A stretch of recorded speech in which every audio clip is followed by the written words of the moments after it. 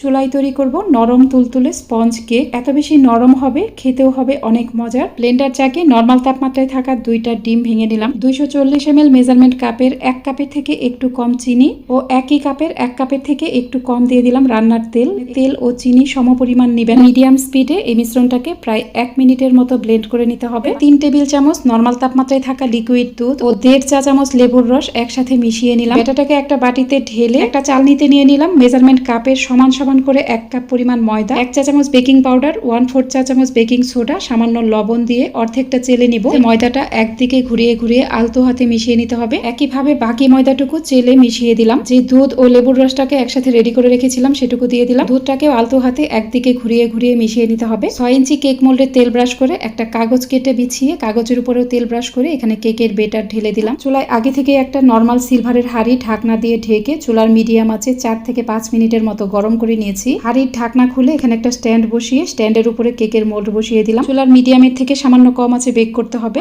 উপরে সুন্দর কালার আনতে চাইলে অবশ্যই সিলভারের ঢাকনা দিয়ে ঢাকতে হবে। হাঁড়ি ঢেকে দেওয়ার পর 1 ঘন্টা আগে একবারও ঢাকনা খোলা যাবে না। কেকের সুন্দর সুঘ্রাণ বের হলে তারপর ঢাকনা খুলে একবার চেক করে দেখবেন। 1 ঘন্টা 10 মিনিট পর আমি ঢাকনা খুলে নিয়েছি। একটা কাঠির মাধ্যমে চেক করেছি।